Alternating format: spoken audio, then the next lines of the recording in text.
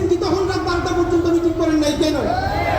একটা খসড়া আমাদেরকে সনদ দেওয়া হইল, চ্যাটজিপিটির জিজ্ঞেস করছি একটা কেমন খসড়া দেওয়া যায়, চ্যাটজিপিটি একটা দিছে, প্রিন্ট দিয়ে সবাই দিয়ে দিছে। কি ভাই, এই চ্যাটজিপিটির জুলাই সনদ আমরা মানি না। আপনারা জানেন, আমাদেরকে অনেকে জানতে চাচ্ছেন আগামী 3 তারিখ যে কফিন মার্চের ঘোষণা করেছি আমরা, তা হবে কিনা। বাংলাদেশ আজকে প্রোগ্রাম করার জন্য আমাদের আরেকটু সুবিধা হলো, সারা বাংলাদেশের সমস্ত শহীদ পরিবার, সমস্ত আহত এবং জুলাই যোদ্ধাদেরকে জানিয়ে দিতে চাই, আজকে রাত পর্যন্ত এই ইন্টারিমের সময়। আপনারা আজকে রাতের মধ্যে ব্রিফ করবেন ঠিক কতক্ষণের মধ্যে কয় তারিখ জুলাইয়ের ঘোষণাপত্র সাংবিধানিক স্বীকৃতি সহ জারি করবেন। তারপরে বলবেন আগামী কয় তারিখের মধ্যে জুলাই সনদ সকল রাজনৈতিক দল স্বাক্ষর করবে।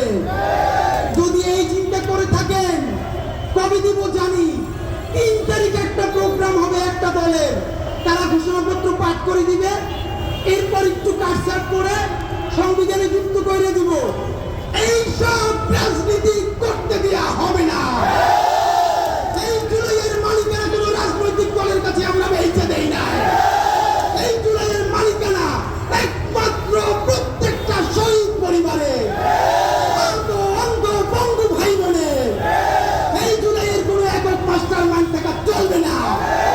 বন্ধুরা আমার, মাননীয় প্রধান উপদেষ্টা, আপনার উপরে আস্থা রেখে বলছি, আপনার সরকারকে আজকে বলতে হবে আপনারা ঘোষণাপত্র কখন দিবেন এবং কিভাবে দিবেন, সনদ কখন দিবেন, কোন প্রক্রিয়ায় বাস্তবায়ন করবেন। যদি রাত 12টার মধ্যে কোনো ক্লারিফিকেশন না দেন, আজকে 1 তারিখ, আগামী 3 তারিখ এই জাদুঘরের সামনে থেকে দুপুর 12টায় আমরা প্রত্যেক উপদেষ্টার জন্য একটা করে কফিন নিয়ে জুলাইয়ের শহীদ পরিবার যোদ্ধারা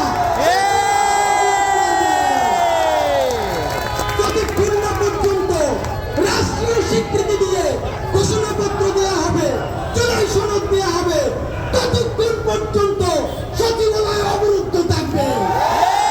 সুতরাং সিদ্ধান্ত আপনার। এই জুলাইয়ের ঘোষণা বাংলাদেশের মানুষ বিশ্বাস করে যে জুলাইকে অবশ্যই ধারণ করাই বাংলাদেশের আগামী রাজনীতি।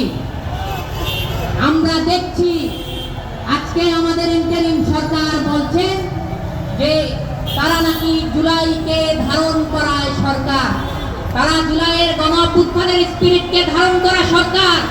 অথচ আজকে বাংলাদেশকে মাসব্যাপী জুলাইয়ের পথে জনতার সাথে কার্যক্রম কেন পরিচালনা করতে হচ্ছে? আজকে যদি ইন্টারিম জুলাইয়ের সরকার হয়, তাহলে কেন